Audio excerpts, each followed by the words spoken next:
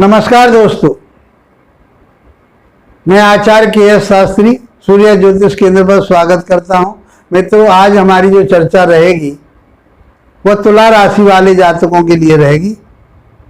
और तुला राशि वाले जातकों के लिए हमने गुरु का गोचर जो परिवर्तन, राशि परिवर्तन हुआ पहली तारीख से पहले, हमने आपको बताया कि पहली मई को गुरु ने राशि परिवर्तन कर लिया और वो वृषभ राशि में आ गए और वो शुक्र की राशि में आ गए। लेकिन भौगोलिक घटनाओं के आधार पर गुरु इस समय अस्त हो गए। 7 मई से 6 जून तक ये अस्त रहेंगे। जब ये अस्त जो ग्रह अस्त हो जाता है तो शास्त्र में कहा है कि वो अपने कारकत्वों की हानि करता है, कमजोरी हो जाती है उसमें। जो उसके कारकत्व जो आपको देना चाहता है वो नहीं दे पाता, क्योंकि उसमें उतनी क्षमता नहीं रही। सूर्य के प्रभाव में आ गए। सूर्य के प्रभाव, सूर्य पूरे जगत को चलाने वाला, और इन ग्रहों का जो प्रकाश है उस सूर्य के प्रकाश से ही प्रकाशित होता है। इनमें अपनी ऊर्जा नहीं। ऊर्जा किससे प्राप्त होती है? सूर्य के प्रकाश से। जब प्रकाशित होते हो तो इस पीरियड में शुक्र भी अस्त है और गुरु भी अस्त है। और गुरु कहाँ अस्त है? शुक्र के घर में। शुक्र खुद पीड़ित है, कमजोर है। अब किसी कमजोर व्यक्ति के घर आप चले जाएं तो क्या आपका स्वागत हो सकता है? आपके अंदर कोई ताकत आ सकती है कि मैं भाई किसी पहलवान के यहाँ आया हूं तो मेरे, लेकिन वो पहलवान ही खुद नहीं रहा, पहलवान में भी कमी आ गई, उसका ही स्वास्थ्य सही नहीं है, तो फिर आपके लिए क्या करेगा? उसकी क्षमता नहीं है कि वो आपके लिए एक गिलास जल पानी पिला सके। तो यही सोचने की बात है कि अब गुरु की वो क्षमता, अब गुरु किसके कारक हैं? धन के कारक हैं, शिक्षा के, ज्ञान विवेक के कारक हैं, भाग्य के कारक हैं, कर्म के कारक हैं, लाभ भाव के स्वामी हैं। तो फाइनेंशियली प्रॉब्लम आपके लिए आ सकती है, क्योंकि धन के और 11वें भाव के ये कारक कहे गए हैं। 5 डिपार्टमेंट इनके पास है। शुक्र वैभव के कारक है। दोनों ही ग्रह अस्त हो गए, 1 महीने तक रहेंगे। तो पहली तो बात यह है कि आपके जो मांगलिक कार्य हैं वो नहीं होंगे, चाहे वो विवाह है, चाहे आप मकान जमीन खरीद रहे हैं वो भी नहीं, आप गृह प्रवेश कर रहे हैं तो वो भी नहीं, आप कोई भी ऐसा शुभ कार्य कर रहे हैं तो उसके कोई मुहूर्त इस समय 1 महीने के लिए नहीं मिल पाएगा। तो तारा डूबना कहा जाता है लोकाचार में। उसका अर्थ ये होता है कि या तो शुक्र डूब गया है, अस्त हो गया, या गुरु अस्त हो गया। लेकिन इस समय तो दोनों ही अस्त, तो 1 महीने तक अस्त रहेंगे। तो मित्रों, ये अस्त अवस्था आपके जीवन में क्या करेगी?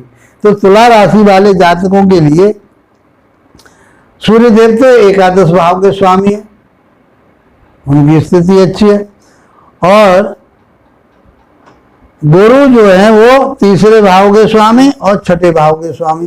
तो गुरु के पास तो बल है ही नहीं और बिल्कुल क्षीण हो गए। तो इसीलिए आपको फाइनेंशियली प्रॉब्लम तो 1 महीने के लिए अवश्य रहेगी।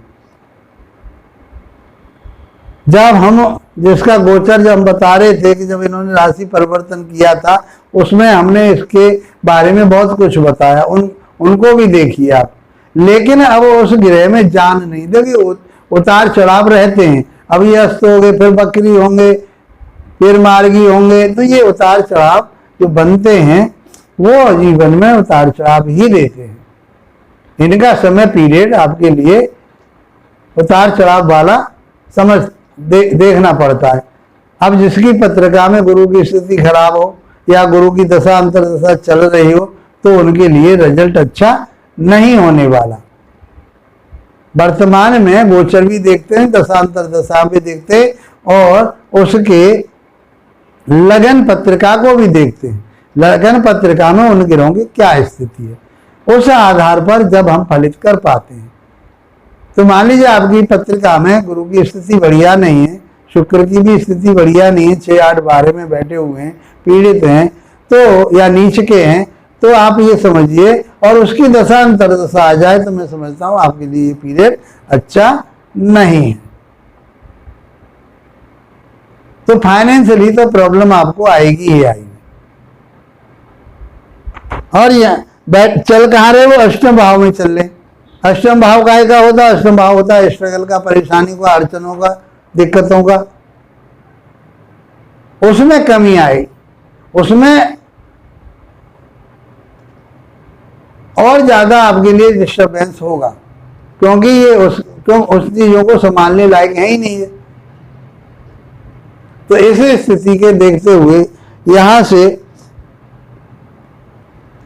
ये 12वें भाव को देखेंगे तो आपको खर्चा भी करवाएंगे, आपके शौक मौज पे खर्चा हो सकता है, छोटे भाई बहनों पे खर्चा हो सकता है।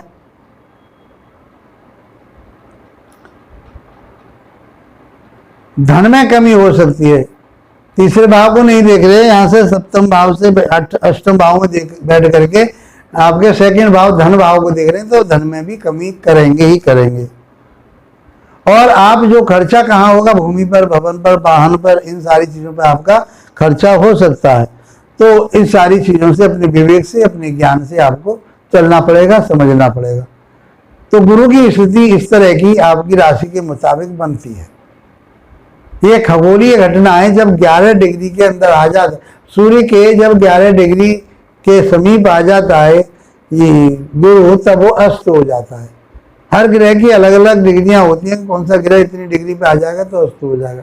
लेकिन गुरु इस समय अस्त में 9 डिग्री का अंतर आ रहा है, तो 23 डिग्री के लगभग जो है सूर्य चल रहे हैं महाराज, और इधर ये जो 1 डिग्री के ऊपर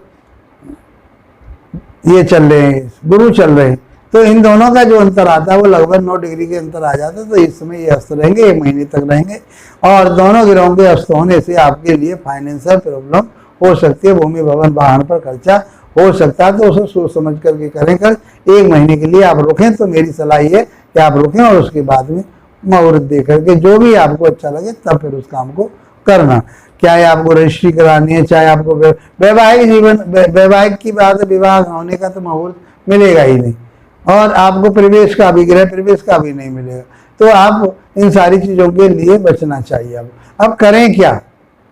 उस गुरु को अच्छा बनाने के लिए जो अष्टम भाव में पड़ा हुआ पीड़ित भी है, और ज्यादा पीड़ित हो गया, कि अस्त हो गया, शुक्र भी पीड़ित है वहां पर, तो फिर अब क्या करें? तो मां लक्ष्मी की आराधना करें, क्योंकि वो लगन के स्वामी शुक्र देव हैं, और बीज मंत्रों का जाप करें, गुरु के बीज मंत्रों का जाप करें, उनकी आराधना करें, पीले वस्त्रों का दान करें, और सूर्य नारायण को आप जल अवश्य दें। प्रातः काल थोड़ी रोली और थोड़ा गुड़ मिला करके सूर्य नारायण को अर्घ्य दें। तो मैं समझता हूं महीना आपका बहुत अच्छा गुजरने वाला है। नौकर पेशा वाले लोग हैं उनके लिए भी बहुत ज़्यादा जरूरी है। जो नौकरी कर रहे हैं उन लोगों के लिए बहुत जरूरी है, उनके लिए कोई डिस्टर्बेंस हो सकता है। मित्रों, यदि मेरी ये वीडियो आप लोगों के लिए अच्छी लगी है, आपके लिए लाभप्रद है, तो इसको लाइक, शेयर, सब्सक्राइब अवश्य करें। देखिए, लाइक करते तो हमारा एक मनोबल बढ़ता है, तो हम कोशिश करते हैं आपके लिए आपके मुताबिक अच्छी से अच्छी वीडियो देने की कोशिश करें, जो आपके लिए ज्ञानवर्धक हो। सब्सक्राइब करने से आप हमारे चैनल से जुड़ जाएंगे।